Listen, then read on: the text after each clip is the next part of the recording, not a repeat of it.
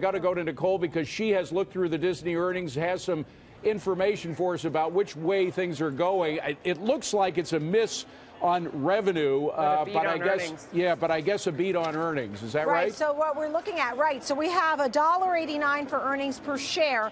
There's a look at the actual $15.38 for the revenue. That is a miss for revenue versus the estimates of $15.40 and change. So what you're seeing, though, is that the stock is up 1.5%. One area of strength was parks and resorts. Who likes to go to the Disney theme parks? Well, that was actually up 13%.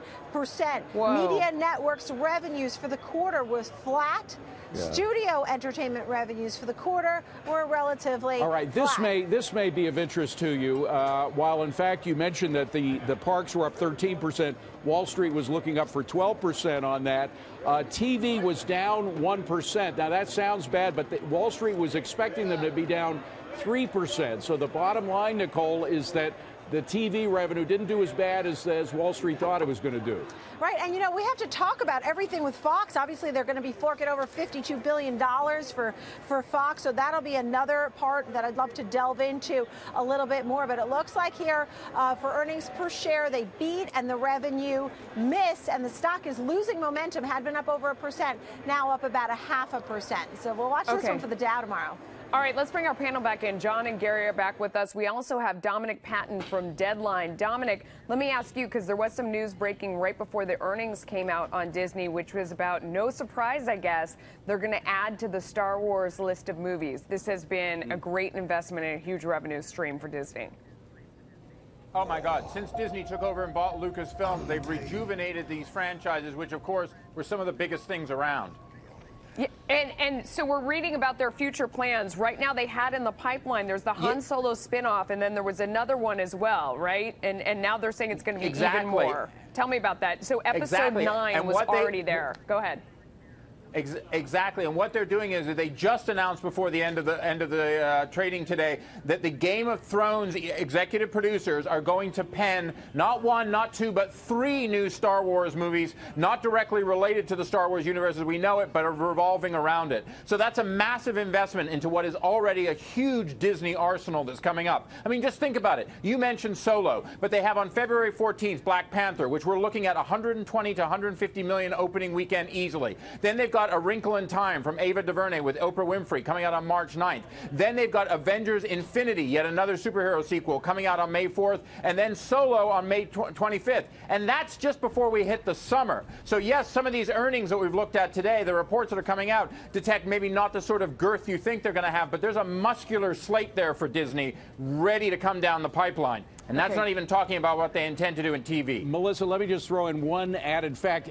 The numbers look pretty good on the earnings, but they actually exclude a $1.6 billion net benefit from the new tax code. Now, that's interesting. They're doing pretty well without this benefit, but when you add the $1.6 billion in, that makes their earnings look even better.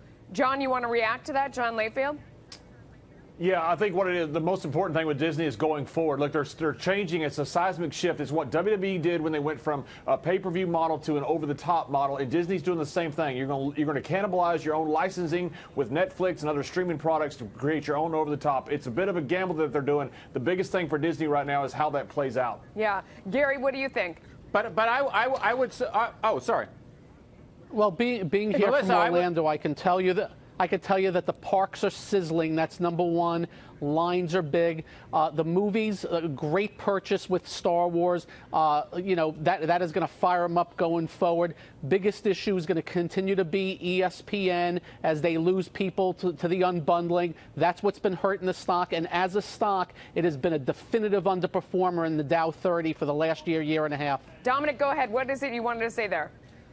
What I was going to say is that's the real secret weapon, I think, here that we all need to pay attention to in the long term, that over the top. Disney, in the $52 billion deal with Fox, Disney now will have a 60% control of Hulu. Wow. Now, a lot of us only discovered Hulu recently when they won the Emmy for The Handmaid's Tale. But as Disney have announced they're taking all their products off Netflix and other streaming competitors, they're going to maybe look for a base in Hulu. So they don't actually have to create a new over the top. They've got a basis and a solid foundation that they they now control, which has great branding, and at 17 million subscribers and growing ever quickly, and with its Hulu Live now showing sports like the Super Bowl, that could be where the real launch-off point is, not just for Star Wars, but the entire Disney universe. David, you want to hop in? Got yeah, something? I just want to, we've got some news on Bob Iger suggesting that in the springtime they're going to launch a completely revised ESPN app.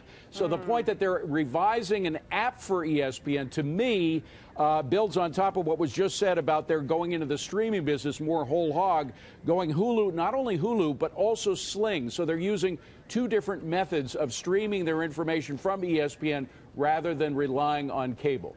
John, does that get the trick done? What do you think?